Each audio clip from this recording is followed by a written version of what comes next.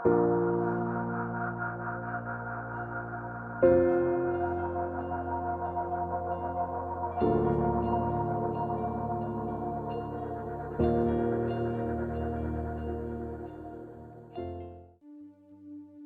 saudara yang kekasih dalam Tuhan. Bertemu kembali di dalam hadirat Tuhan. Saya percaya bahwa di antara kita semuanya ada dalam keadaan baik-baik dan dipelihara oleh Tuhan. Oleh sebab itu pada saat pagi hari ini adalah waktu yang diberikan kepada kita oleh Tuhan untuk memuji dan menyembah Tuhan. Dan sebelum kita memulai ibadah kita pada saat pagi hari ini, mari kita berdoa di dalam Tuhan. Layaklah Engkau disembah dan dipuja ya Tuhan.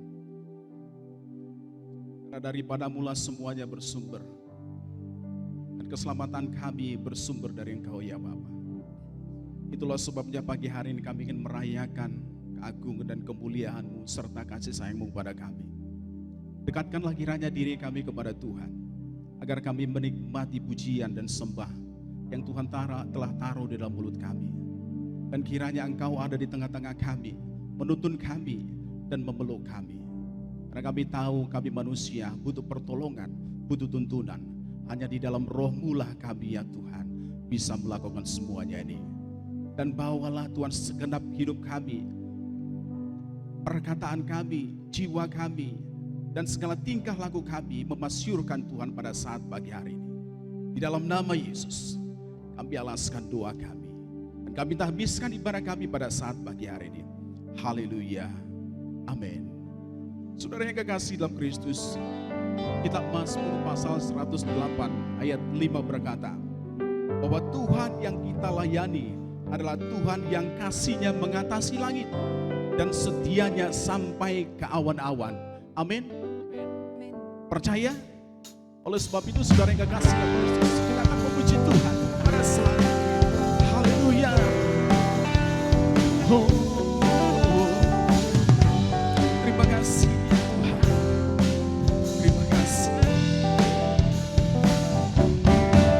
Bersama Yesus lakukan perkara besar. Bersama Yesus tidak ada yang sukar. Bersama Yesus ada jalan keluar. Untuk masalahmu, untuk masalahmu, untuk masalahmu. Katakan sekali lagi, bersama Yesus.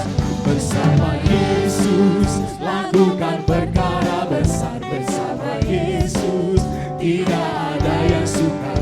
Bersama Yesus ada jalan keluar. Untuk masalahmu, untuk masalahmu, untuk masalah Yesus. Haleluya. Yesus anak domba, juru selamat umat manusia. Yesus tabib, Yesus tabib yang ajaib. Dia menyembuhkan, Dia menguruskan, Dia membenarkan, Dia Raja segala. Haleluya Yesus. Terima kasih Tuhan. Haleluya Yesus. Bersama Yesus lakukan perkara besar. Bersama Yesus tidak ada yang sukar. Bersama Yesus ada jalan keluar. Untuk masalahmu, untuk masalahmu, untuk masalah Yesus. Yesus anak domba, juru selamat umat manusia. Yesus tabib yang ajaib. Dia menyembuhkan, Dia menguduskan, Dia membenarkan, Dia Raja Yesus. Yesus anak domba, juru selamat umat manusia. Yesus tabib yang ajaib. Dia menyembuhkan, Dia menguruskan, Dia membenarkan, Dia. Katakan sekali lagi, Yesus anak domba Allah. Haleluya. Yesus anak domba Allah, juru selamat umat manusia. Yesus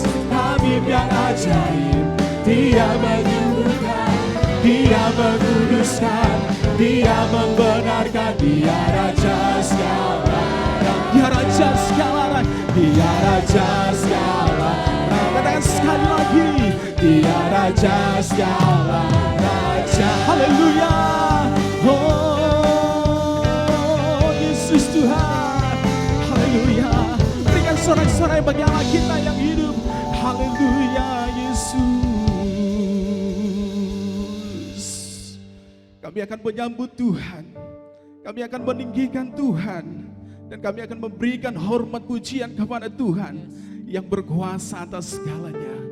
Haleluya Tuhan. Terima kasih ya Tuhan. Terima kasih Yesus. Kemuliaan bagi-Mu ya Tuhan. Kemuliaan bagi-Mu. Kemuliaan bagi-Mu Yesus.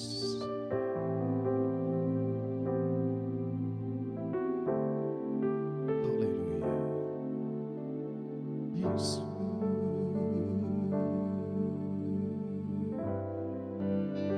Dia sungguh indah, Dia Yesus.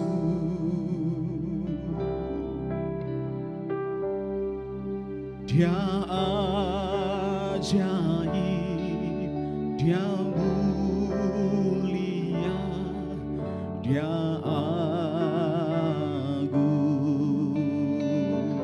cintai kami, Dia cinta daku, Kau mengampuni kami dan ampuniku, Kau rela berikan nyawamu,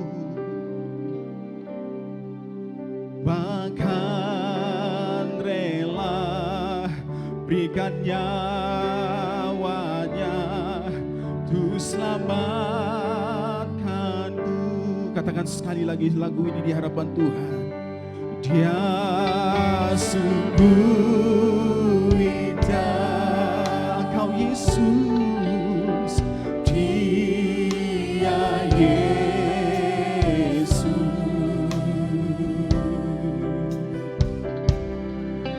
Dia ajaib, Dia mulia, Kau agung,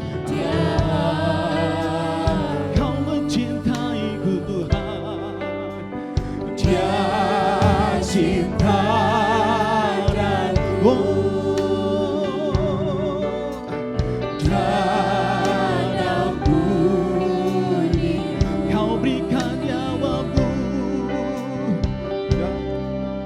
bahkan rela berikan nyawanya untuk selamatkanku. Sambutlah Yesus, sambutlah Yesus, kami tinggikan Kau Tuhan, tinggikan Yesus. Oh, beri Dia hormat, pujian dan kuasa. Yesus Raja sebagai yang mulia,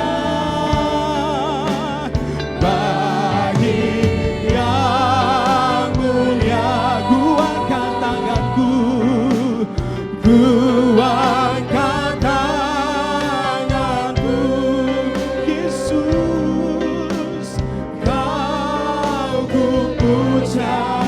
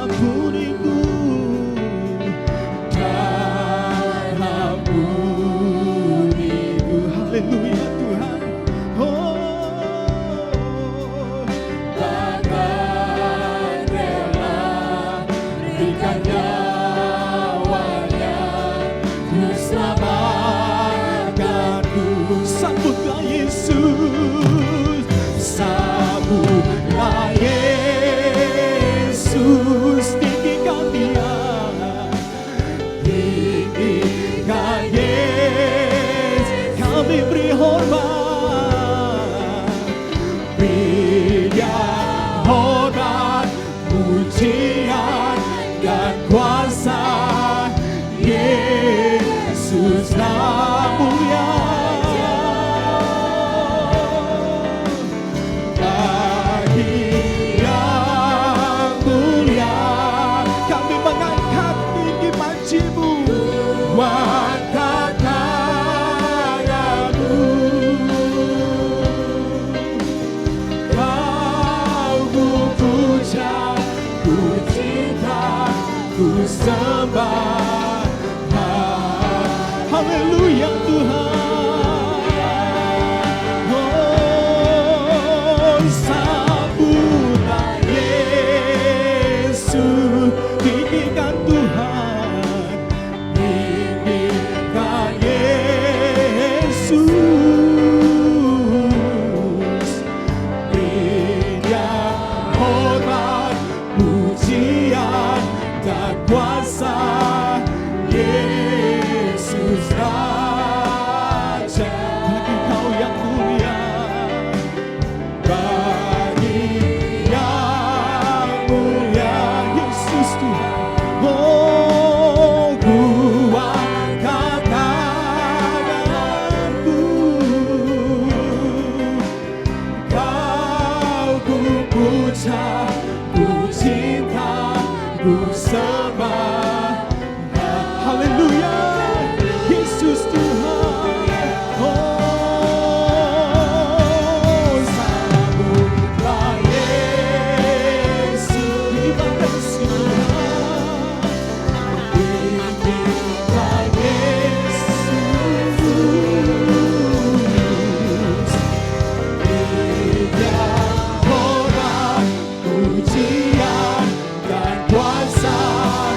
Yesus Raja, haleluya, bagi yang mulia,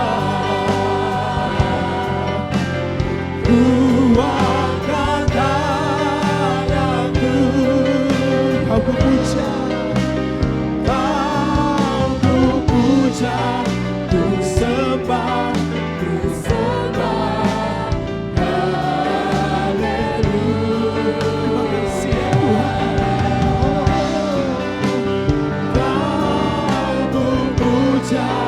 Ku sembah, ku sembah.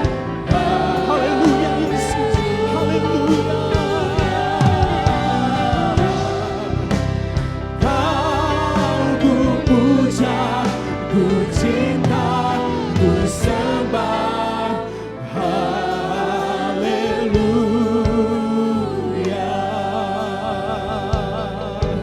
haleluya.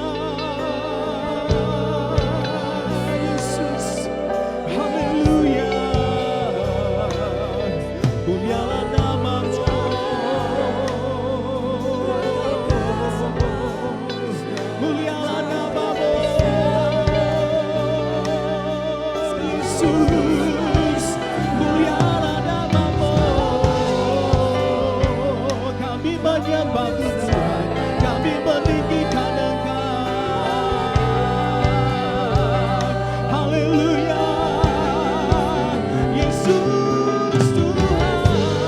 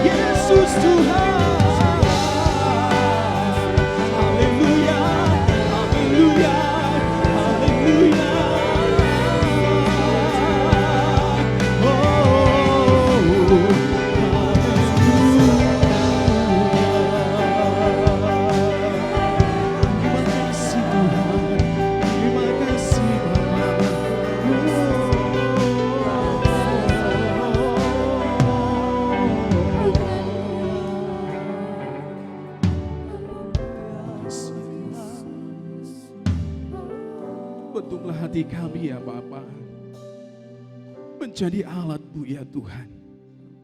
Bentuklah hati kami agar kami lebih mengasihi Tuhan. Haleluya Yesus. Hanya Engkaulah harapan kami.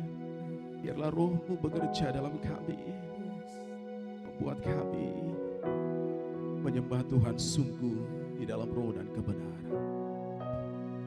Terima kasih. Terima kasih Yesus.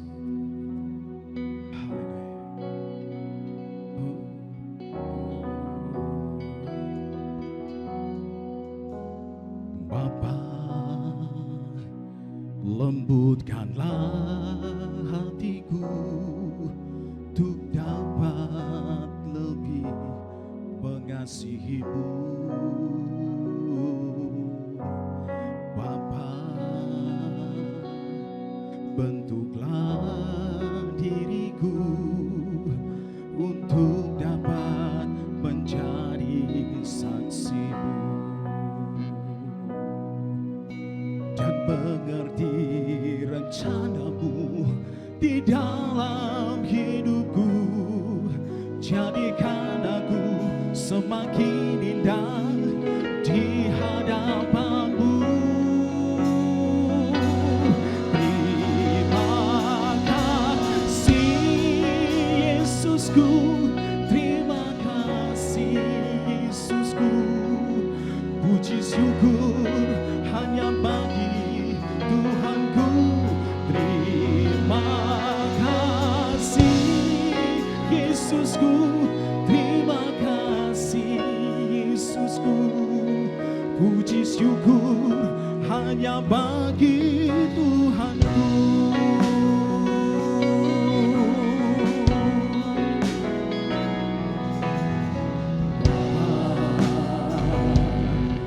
Lembutkanlah hatiku untuk dapat lebih mengasihi-Mu. Bapa, bentuklah diriku untuk dapat menjadi saksi dan mengerti rencana-Mu di dalam hidupku. Jadikan aku semakin indah di hadapan-Mu. Terima kasih Yesusku, terima kasih Yesusku. Puji syukur hanya bagi Tuhanku. Terima kasih Yesusku, terima kasih Yesusku. Puji syukur hanya bagi Tuhanku. Terima kasih Yesusku, terima kasih Yesusku. Puji syukur hanya bagi Tuhanku. Terima kasih Yesusku, terima kasih Yesusku. Katakan sekali lagi, terima kasih Tuhan. Haleluya. Terima kasih Yesusku, terima kasih Yesusku. Puji syukur hanya bagi Tuhanku. Terima kasih Yesusku, terima kasih Yesusku. Puji syukur hanya bagi Tuhanku. Puji syukur hanya bagi Tuhan. Puji syukur, puji syukur hanya bagi Tuhanku. Haleluya, haleluya Yesus Tuhan. Haleluya Yesus Tuhan. Haleluya Yesus Tuhan. Haleluya Yesus Tuhan. Haleluya Yesus Tuhan. Terima kasih buat pujian yang Tuhan taruh dalam hati dan pikiran kami. Terima kasih buat gairah yang Tuhan taruh untuk kami terus melayani Tuhan dan memuji menyembah Tuhan. Terpujilah Engkau Tuhan yang banyak berbuat untuk kami demi kebaikan kami. Teristimewa sebentar kami akan mendengarkan firman Tuhan. Tuhan tolong kami, mampukan kami untuk memahami firman-Mu. Bahkan lebih lagi, mampukan kami untuk melakukan firman-Mu. Pakai hamba-Mu ya Tuhan, pakai secara khusus untuk menyampaikan hal-hal yang Tuhan mau bagi jemaat Tuhan. Di dalam nama Yesus, dan biarlah Roh-Mu bekerja di tengah-tengah kami. Kami persilakan Engkau Tuhan beracara pada saat ini. Dalam nama Yesus, haleluya. Amin. Shalom Bapak Ibu, Saudara yang dikasihi oleh Tuhan Yesus. Kita bersyukur pada saat ini kita memasuki bulan yang ke-6. Kalau Bapak Ibu Saudara perhatikan bahwa tema kita pada bulan Mei yang lalu, kita banyak bicara mengenai pribadi dan karya Roh Kudus di dalam kehidupan kita orang-orang percaya. Nah, saat ini saya mau mengajak kita sekalian, nanti dengan khotbah-khotbah juga yang akan disampaikan pada minggu-minggu yang akan datang, kita akan belajar dari firman Tuhan bagaimana kita sebagai orang-orang percaya, kita bukan hanya bisa melalui masa-masa yang sulit seperti yang kita hadapi sekarang ini, tetapi bahkan kita bisa produktif di masa-masa yang sulit. Ya, kalau boleh saya memberi tema sepanjang bulan Juni ini, maka temanya kira-kira bunyinya, pinjam dari istilah Rasul Paulus, habis akal namun tidak putus asa. Nah, mari sama-sama kita akan belajar firman Tuhan bagian yang pertama untuk minggu pertama ini. Ya, firman Tuhan sampaikan dengan judul iman dan ujian, ya, iman dan ujian. Mari terlebih dahulu kita akan tundukkan kepala kita dan berdoa. Bapa di dalam surga, kami bersyukur untuk kesempatan yang sangat baik pada pagi hari ini untuk kami bisa menyediakan hati, pikiran, bahkan seluruh keberadaan kami untuk diisi kembali dengan firman Tuhan. Kami percaya firman-Mu lah yang akan memberi kekuatan dan sekaligus tuntunan untuk kami bisa melangkah di dalam kehidupan kami, khususnya di masa-masa yang sulit seperti ini. Mari Tuhan, Engkau sendiri yang akan bekerja selama kami mendengarkan firman-Mu. Kami berdoa demi nama Tuhan kami, Yesus Kristus. Amin. Nah, saudara, sekali lagi judul firman Tuhan kali ini iman dan ujian. Nah, saya kira banyakkan di antara kita mungkin akan lebih senang kalau kita membahas tema iman tapi dalam kaitan dengan hal yang lain. Misalnya iman dan mujizat, iman dan kesembuhan, iman dan pengharapan. Pasti judul-judul seperti itu akan lebih menarik perhatian kita ketimbang berbicara mengenai ujian. Tapi bagaimanapun juga saudara, ini yang menarik ya dengan iman kita, bahwa iman kita itu tidak mungkin bertumbuh tanpa adanya ujian. Dan ini adalah bagian dari fakta kehidupan yang lain sebenarnya, yang juga terjadi dalam hidup kita. Misalnya ambil contoh saja, analogi secara fisik, kalau kita melihat tubuh kita, ada otot di seluruh tubuh kita. Kalau otot tidak pernah dilatih, dan itu berarti otot ini diberi tekanan, maka kemudian otot kita tidak akan pernah menjadi kuat. Begitu juga dengan otak kita. Kalau enggak dipakai untuk berpikir dengan baik, barangkali juga otak kita tidak akan pernah maksimal. Dan ini juga terjadi di dunia alam yang lainnya, saudara ya. Misalnya katakanlah tumbuhan, saudara.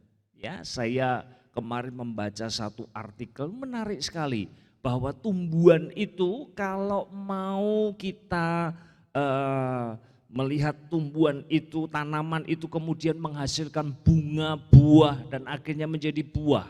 Ya, maka ada cara. Salah satunya adalah dengan pengeratan, itu dilukai.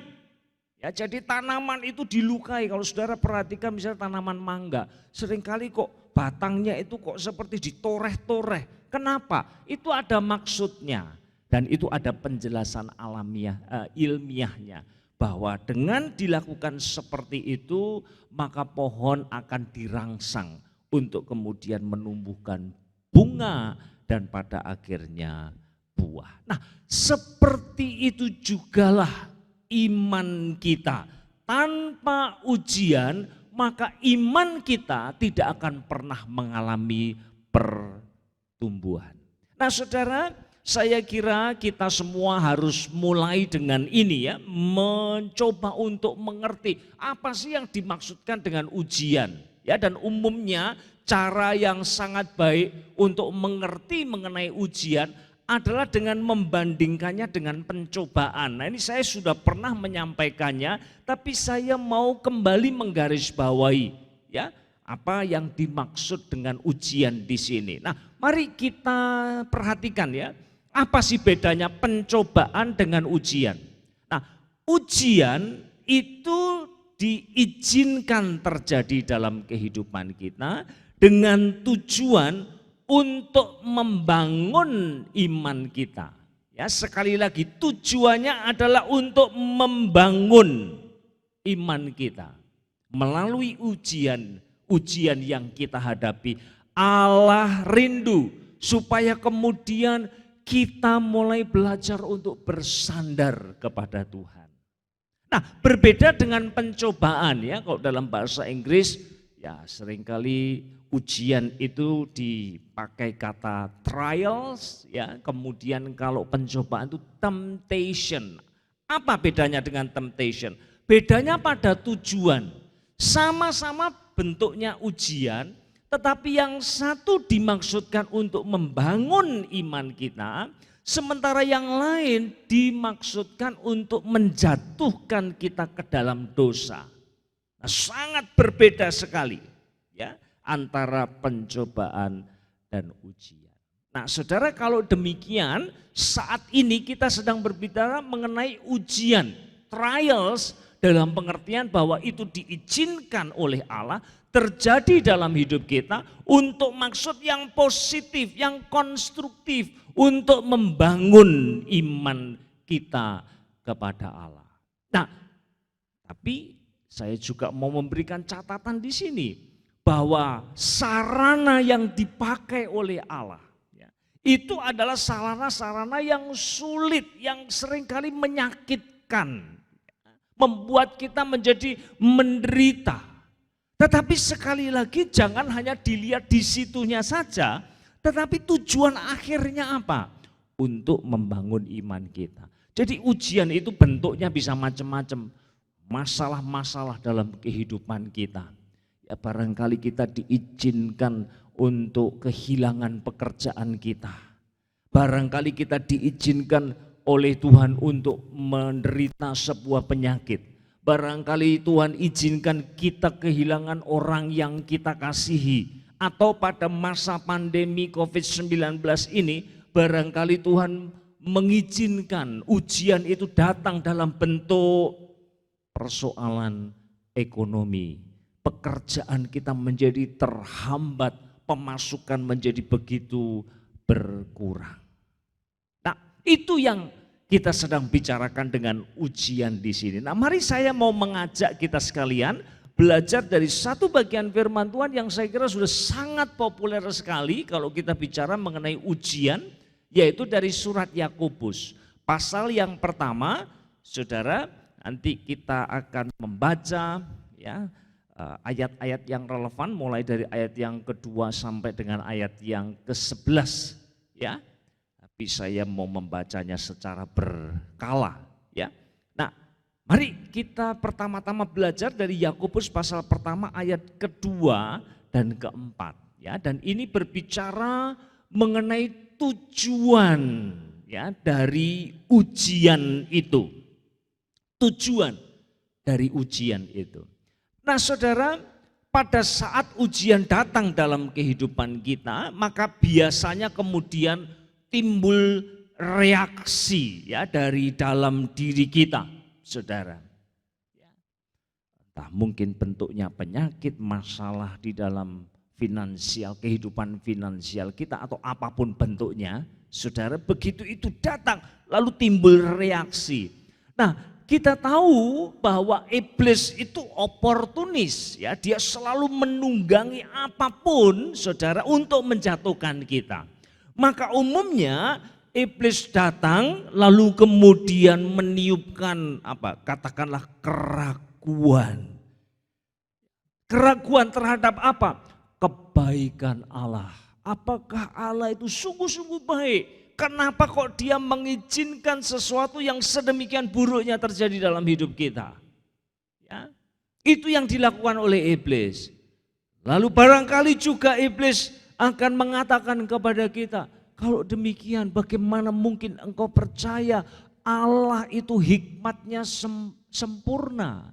Karena pada kenyataannya justru sesuatu yang tidak engkau kehendaki itu terjadi dalam hidup. Nah, ketika kita mendengarkan suara-suara seperti ini, lalu tidak heran kemudian timbul amarah, timbul kekecewaan, timbul kepahitan kepada Allah. Dan itulah tujuan daripada iblis sebenarnya. Supaya pada akhirnya kita dari waktu ke waktu semakin jauh daripada Allah.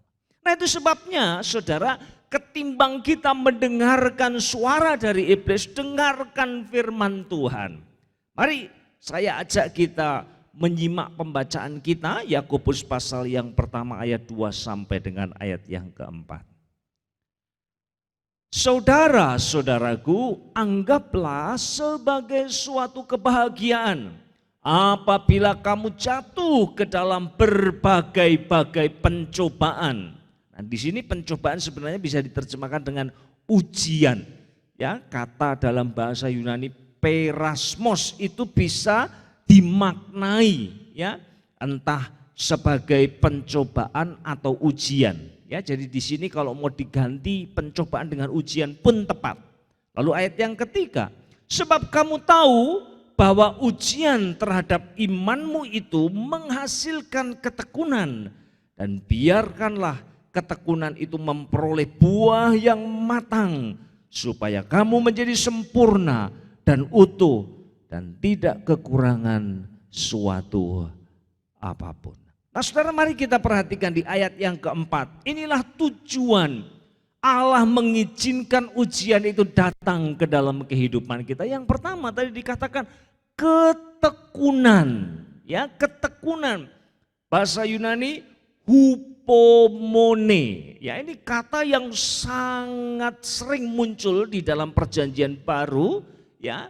Dan ini penting sekali, Saudara. Ini berbicara mengenai seseorang yang setia berpegang teguh kepada iman percayanya kepada Allah. Jadi ketekunan itu dalam pengertian kalau saya bertekun itu artinya saya setia, mau terus percaya kepada Allah. Saya mau terus menjaga kehidupan yang saleh dalam kehidupan saya.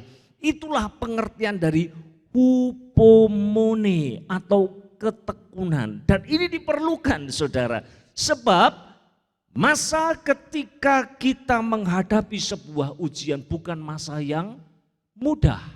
Kita bisa jadi oleh karena ujian itu lalu kemudian kita tinggalkan Tuhan. Kita berpaling, kita membelakangi Allah lalu kita ambil jalan kita sendiri saudara.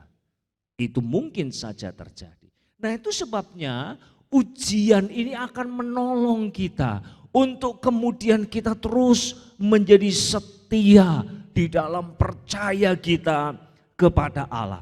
Dan ujungnya ketika kita terus bertekun, beriman kepada Allah, bersandar kepada Allah, menyerahkan hidup kita kepada Allah, pada akhirnya dikatakan tadi, saudara, di ayat yang keempat, pada akhirnya kamu menjadi sempurna.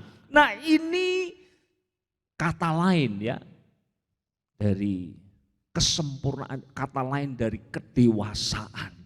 Pada akhirnya itulah yang akan mendewasakan kita. Semakin hari semakin menjadi serupa dengan Kristus. Dan nanti pada waktunya saudara, kita semua akan diubahkan menjadi seperti Dia. Pada waktunya nanti saudara. Tetapi dalam prosesnya kita semua perlu diasah melalui proses ya kehidupan ini, menghadapi ujian yang sulit sehingga akhirnya karakter Kristus dari waktu ke waktu itu semakin nyata di dalam hidup ini. Nah saudara, ini kata firman Tuhan. Lalu bagaimana kira-kira prosesnya itu terjadi di dalam kehidupan kita? Nah saudara, perhatikan di sini ya. Ini yang selalu terjadi saudara. Pada saat ujian datang, maka ujian itu akan memberitahukan kepada kita siapa kita. Saudara, seorang pengkhotbah yang hebat sekali di abad yang ke-19 namanya Charles Spurgeon. Ya, dia mengatakan bahwa ujian itu seperti kalau kehidupan kita itu diandaikan sebuah tanah begitu ya, tanah.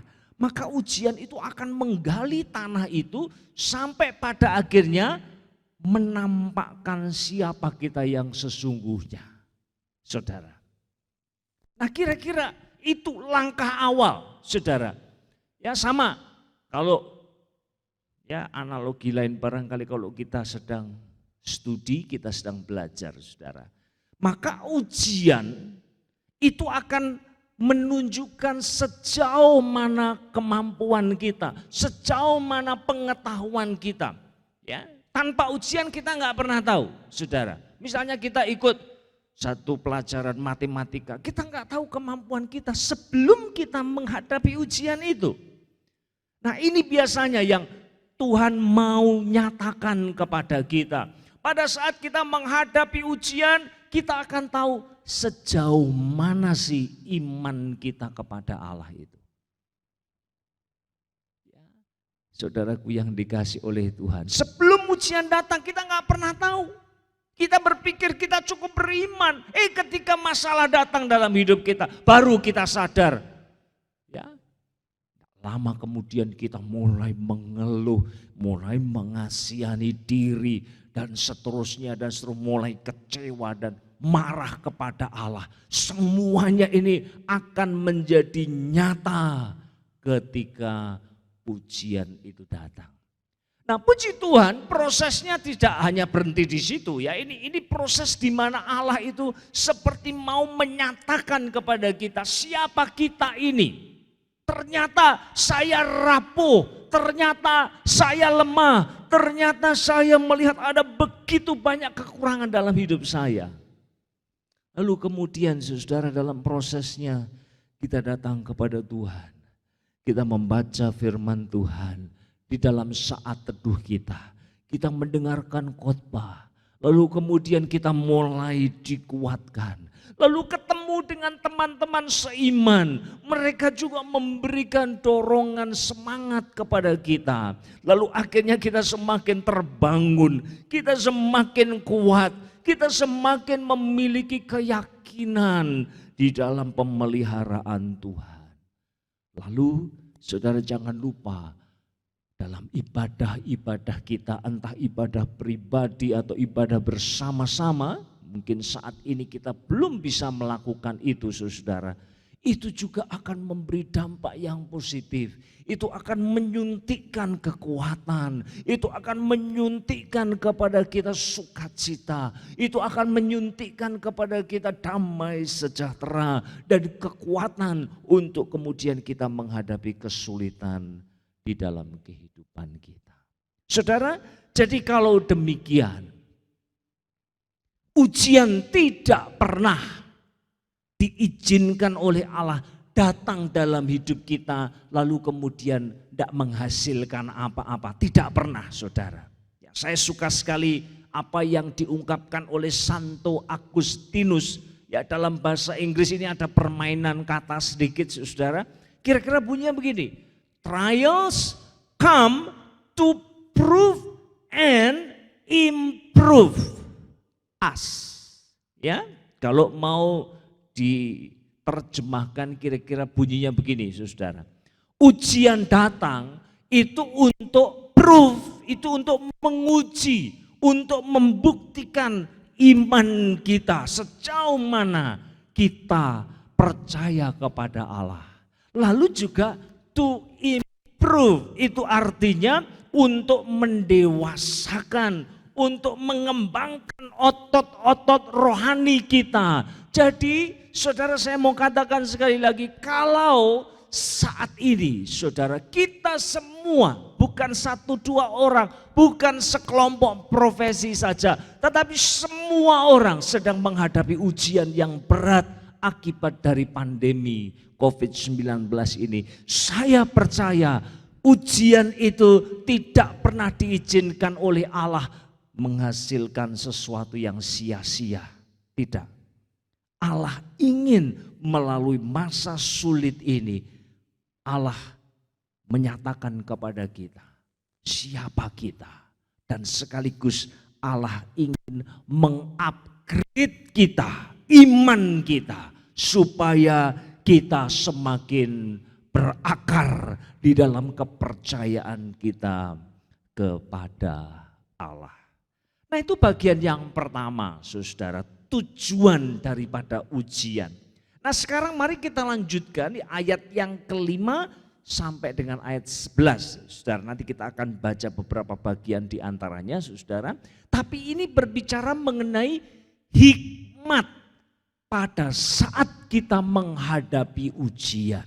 Sekali lagi saudara, ini diperlukan. Sebab apa? Sebab menghadapi ujian itu bukan seperti orang ya hanya ya kalau saya hari ini bisa lari 100 meter, besok saya mau coba 150 meter, hanya tambah-tambah. Tidak, saudara. Tapi betul-betul kita mengalami kesesakan, kita mengalami himpitan, tekanan yang luar biasa dalam hidup kita. Nah, itu sebabnya pertama-tama yang kita butuhkan adalah hikmat. Bukan hikmat manusia, tetapi hikmat yang berasal dari Allah sendiri. Mari coba kita lihat, saudara, mulai ayat yang kelima. Ya, kita akan simak pembacaannya. Tetapi apabila di antara kamu ada yang kekurangan hikmat, hendaklah ia memintakannya kepada Allah yang memberikan kepada semua orang dengan murah hati dan dengan tidak membangkit-bangkit. Maka hal itu akan diberikan kepadanya. Hendaklah ia memintanya dengan iman dan sama sekali jangan bimbang. Sebab orang yang bimbang sama dengan gelombang laut yang diombang-ambingkan kian kemari oleh angin. Saudaraku yang dikasihi oleh Tuhan, ini yang kemudian disampaikan oleh firman Tuhan kepada kita. Ujian itu sulit. Ya, dan yang lebih parah lagi, saudara, seringkali kita tidak bisa melihat dengan mata manusiawi kita bahwa ada kebaikan di balik ujian yang sulit itu, saudara. Ini yang kemudian membuat kita seringkali mulai mengasihani diri dan mulai menangisi, meratapi kehidupan kita, saudara. Karena memang sangat sulit. Ya, bayangkan saja, saudara, kita membaca surat kabar atau online news, saudara, kita akan dengan segera menemukan sekian ribu orang, bahkan puluhan ribu orang. Saya tidak tahu, mungkin nanti akan menyusul lagi, akan ada PHK di mana-mana. Orang kehilangan pekerjaan dan dengan begitu akan mengalami tekanan hidup yang luar biasa. Itu sebuah ujian yang sangat sulit. Lalu bagaimana kita bisa melihat itu sebagai sesuatu yang baik, saudara? Tidak mungkin, secara manusiawi tidak mungkin. Nah itu sebabnya Allah memberi jalan keluar. Jangan melihat dengan mata manusiawimu, tetapi pandanglah dari sudut pandangku, dari sudut pandang Allah. Dan itulah hikmat itu sendiri. Seperti yang baru saja kita baca di ayat yang ke-5 dan ayat yang ke-6, saudara. Dan puji Tuhan, ini bukan sesuatu yang kita harus membeli, harus membayar dengan harga yang mahal, tidak. Solusinya simpel saja. Kita yang kekurangan hikmat untuk melihat kebaikan di balik ujian, mari jalan keluarnya ini, minta, berdoa kepada Allah, jangan protes terus. Jangan berkeluh kesah terus, jangan terus terjerembab ke dalam emosi yang negatif, mengasihani diri dan seterusnya. Jangan berhenti melakukan semua. Sekarang berlutut di hadapan Tuhan, berdoa dan minta hikmat dari Allah. Dan firman Tuhan tambahkan, minta dengan iman. Niscaya kalau kita bertelut di hadapan Allah dan kemudian kita bersungguh-sungguh yakin bahwa Allah itu yang punya hikmat yang tidak terselami itu. Dan kita mohon Tuhan berikan kepadaku hikmat. Maka firman Tuhan tadi memberi jaminan kepada kita. Allah itu Allah yang murah hati. Dan Dia akan memberikannya kepada kita yang memintanya. Nah saudara, mungkin sampai pada titik ini kita masih coba menerka-nerka ya, hikmat di sini dalam kesulitan itu seperti apa. Nah, puji Tuhan saudara, ya kalau kita teruskan pembacaan kita, maka kita menemukan Yakobus itu memberikan semacam ilustrasi. Ya, mulai ayat yang ke-9 saya bacakan untuk kita sampai dengan ayat yang ke-11. Baiklah saudara, yang berada dalam keadaan yang rendah, bermegah karena kedudukannya yang tinggi, dan orang kaya karena kedudukannya yang rendah, sebab ia akan lenyap seperti bunga rumput. Karena matahari terbit dengan panasnya yang terik dan melayukan rumput itu, sehingga gugurlah bunganya dan hilanglah semaraknya. Demikian juga halnya dengan orang kaya, di tengah-tengah segala usahanya ia akan lenyap. Nah, saudara perhatikan di sini, ya. Yakobus rupanya mengkaitkan hikmat itu dengan kemiskinan dan kekayaan. Ya, saudara, ini dua hal yang barangkali kita tidak melihatnya seperti itu, tapi firman Tuhan melihat bahwa kemiskinan dan kekayaan itu dua-duanya adalah ujian. Dan ini nyata sekali saudara di gereja mula-mula pada waktu itu, khususnya kepada jemaat yang Rasul Yakobus menulis suratnya, mereka juga menghadapi masalah yang sama. Memang ada orang percaya yang cukup berada, tetapi juga ada yang begitu miskin sampai makan saja sulit saudara. Nah, bagaimana hikmat bekerja ya bagi orang miskin dan orang kaya? Nah, inilah gambarannya saudara ya.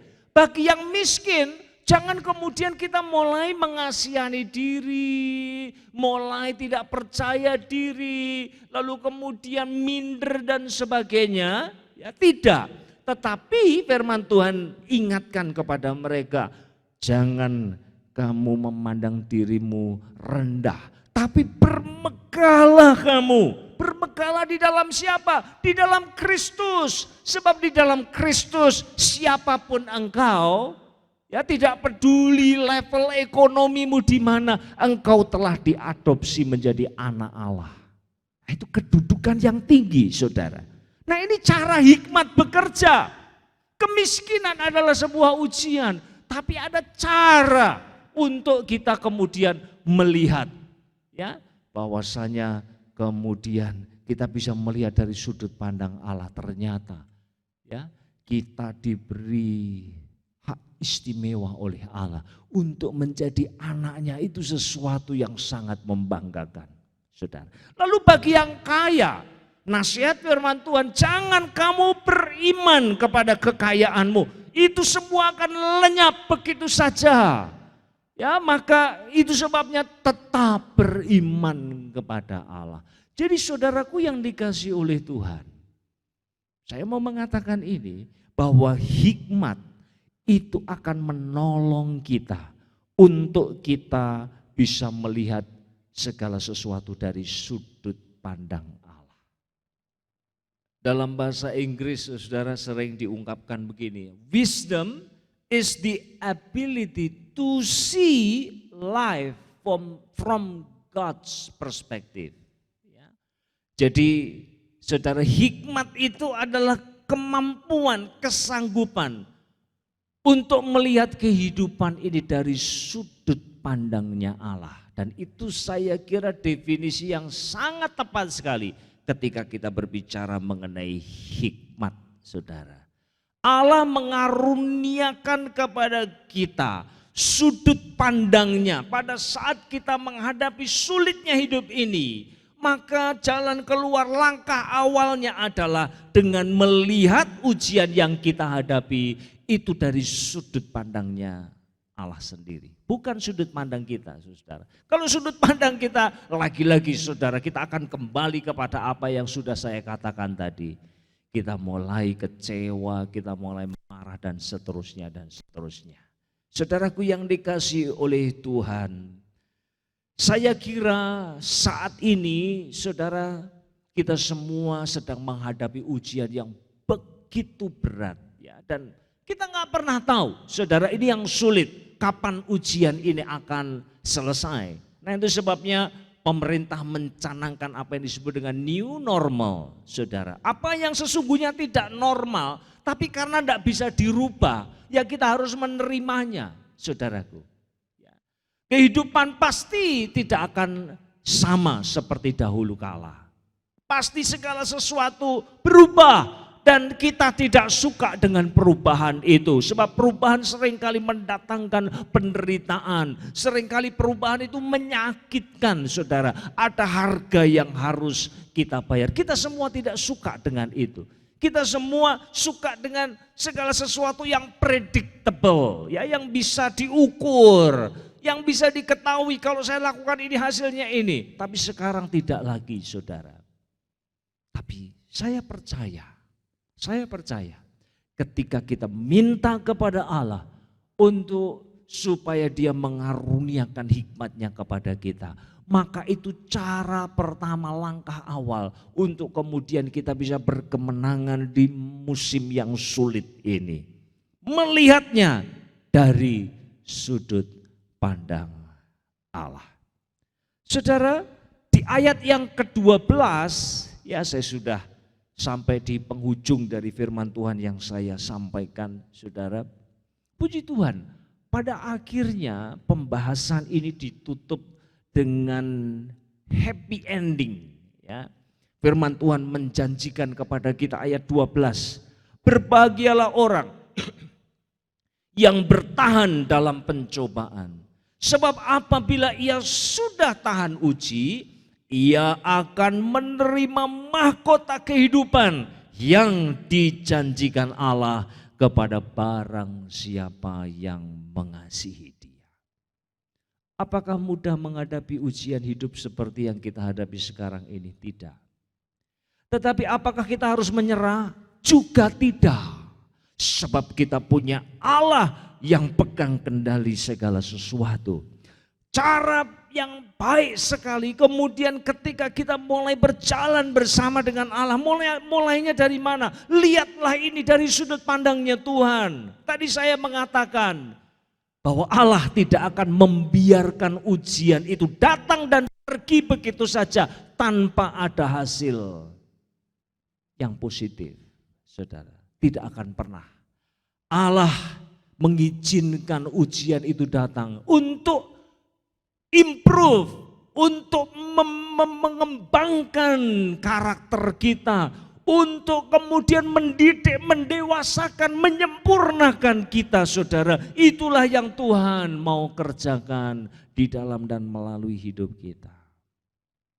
Saudaraku yang dikasih oleh Tuhan, saya terakhir mau mengutip sebuah kutipan dari seorang hamba Tuhan namanya Edmund Clooney, ya, seorang penulis, dan beliau mengatakan perkataan ini.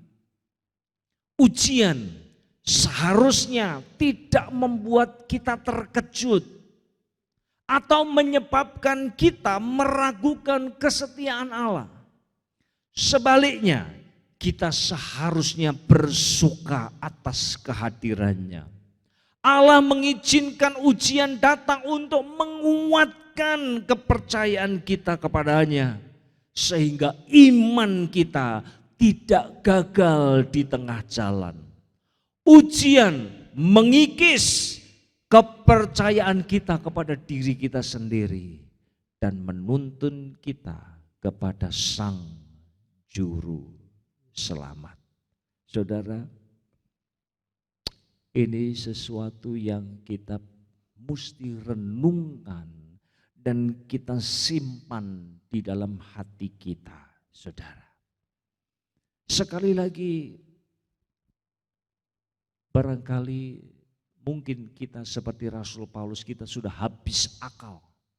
Tidak tahu mau buat apa lagi.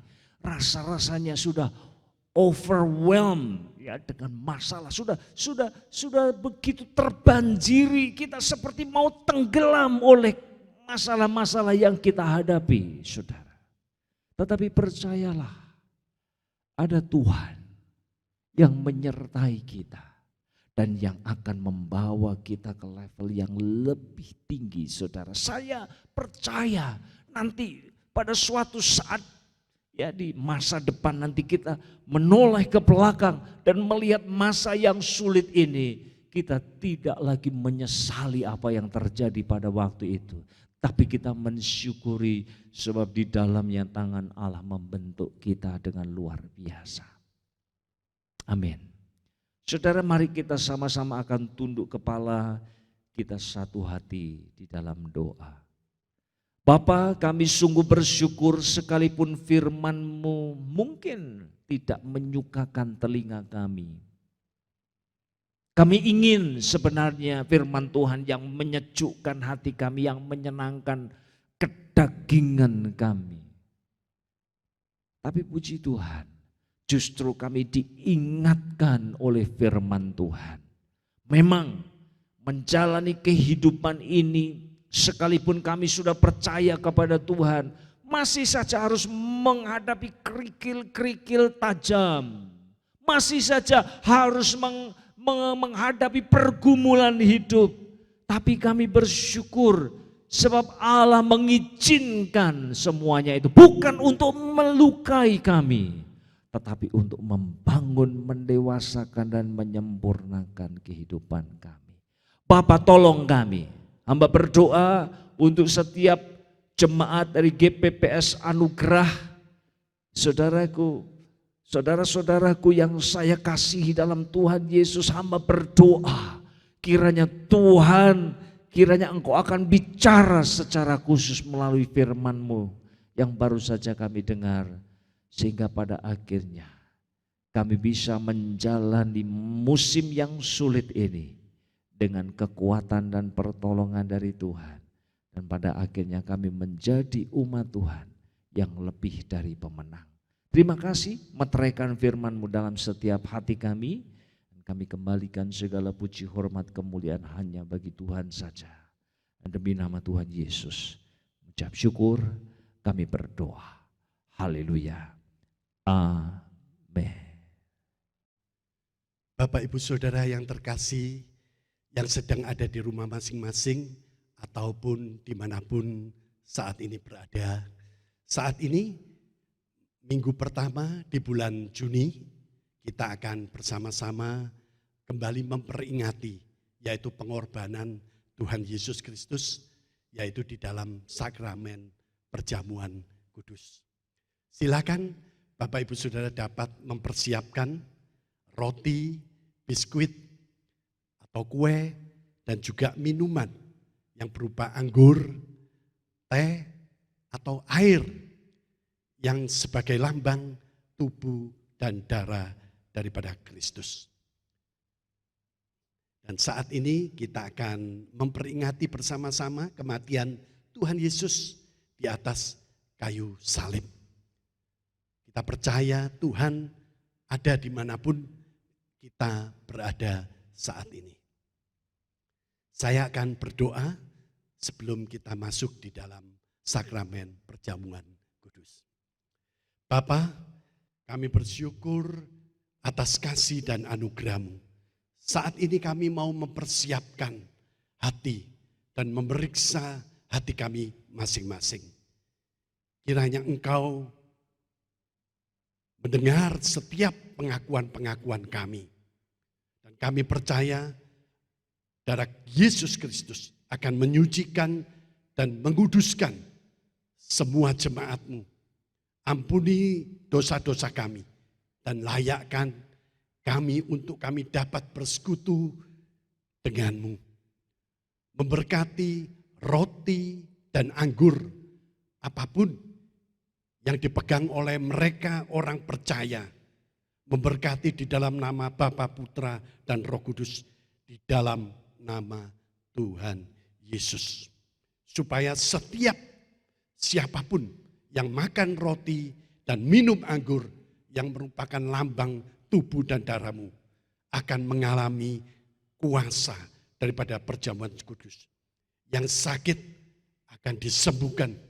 Yang susah akan dihiburkan, yang lemah akan dikuatkan. Bahkan kami boleh memiliki roh yang menyala-nyala untuk Engkau ya Tuhan. Terima kasih di dalam nama Tuhan Yesus Kristus kami berdoa. Mari bersama-sama kita mengangkat roti yang melambangkan tubuh Kristus di tangan kanan kita. Sebab apa yang telah kuteruskan kepadamu telah aku terima dari Tuhan, yaitu bahwa Tuhan Yesus pada malam waktu ia diserahkan mengambil roti. Dan sesudah itu ia mengucap syukur atasnya. Ia memecah-mecahkannya dan berkata, inilah tubuhku yang diserahkan bagi kamu. Perbuatlah ini menjadi peringatan akan aku. Kita mau senantiasa mengingat akan pengorbanan daripada Kristus bagi setiap kita. Bila Tuhan yang rela mati dan menebus dosa saya dan saudara, Tuhan yang sama yang juga akan menolong, membebaskan kita dari dosa dan menyelamatkan kita semuanya. Mari kita makan roti ini dengan ucapan syukur di dalam nama Tuhan Yesus.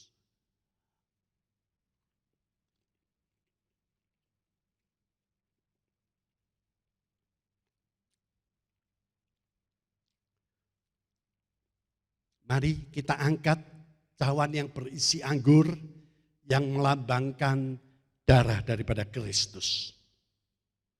Demikian juga ia mengambil cawan sesudah makan.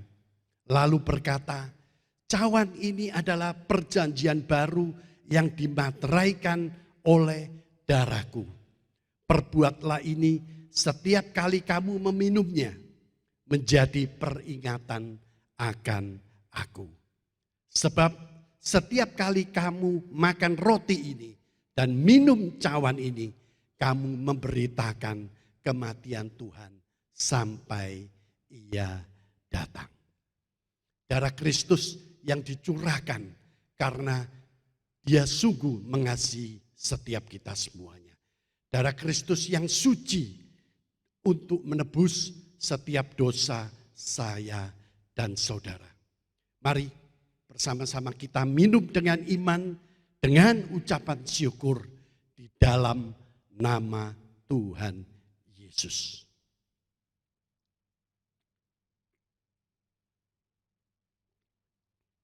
Haleluya, haleluya, haleluya.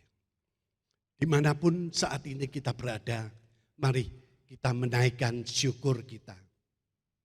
Kita bersyukur atas pengorbanan Tuhan yang sempurna.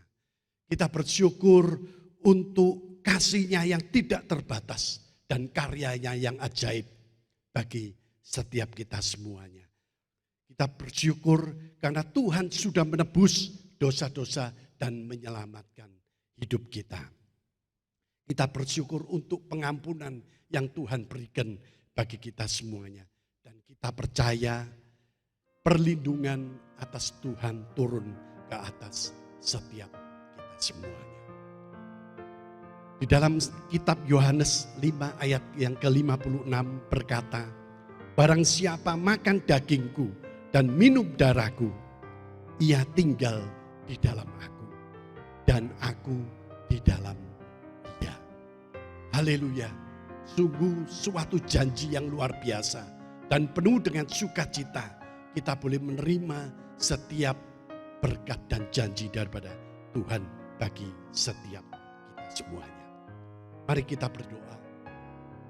Kami menaikkan syukur atas pengorbanan-Mu dan kasih-Mu. Tanpa penumpahan darah daripada Yesus, maka tidak ada penebusan bagi manusia. Darah penebusan-Mu sudah memerdekakan setiap kami semuanya yang berdosa. Memerdekakan kami dari dosa, dari sakit penyakit.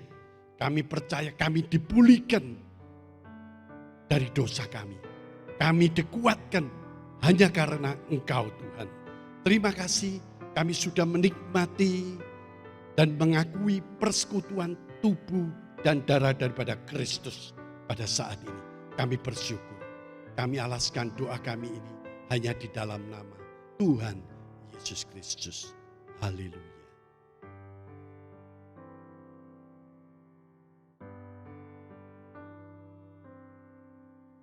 Ibadah online ini telah selesai. Saya akan menaikkan doa berkat buat Bapak Ibu Saudara. Mari kita berdoa. Bapa, kami menaikkan syukur atas pemeliharaan-Mu sampai saat ini. Sungguh Engkau Allah El Shaddai bagi kami. Allah yang selalu ada. Bahkan di dalam musim yang baru. Musim new normal di tengah masa pandemi yang kami jalani saat ini. Kami percaya penyertaan, kekuatan, dan berkat-Mu menyertai setiap kita semuanya. Bapak Ibu Saudara yang dikasihi Tuhan, mari angkatlah kedua tangan-Mu dan terimalah berkat. Terimalah berkat dari Allah Bapa, kasih karunia dari Tuhan Yesus, pertolongan, persekutuan, dan pimpinan daripada Roh Kudus menyertai engkau mulai sekarang sampai Tuhan menjemput kita semuanya. Mari semua yang percaya sama-sama katakan amin. Tuhan Yesus memberkati kita.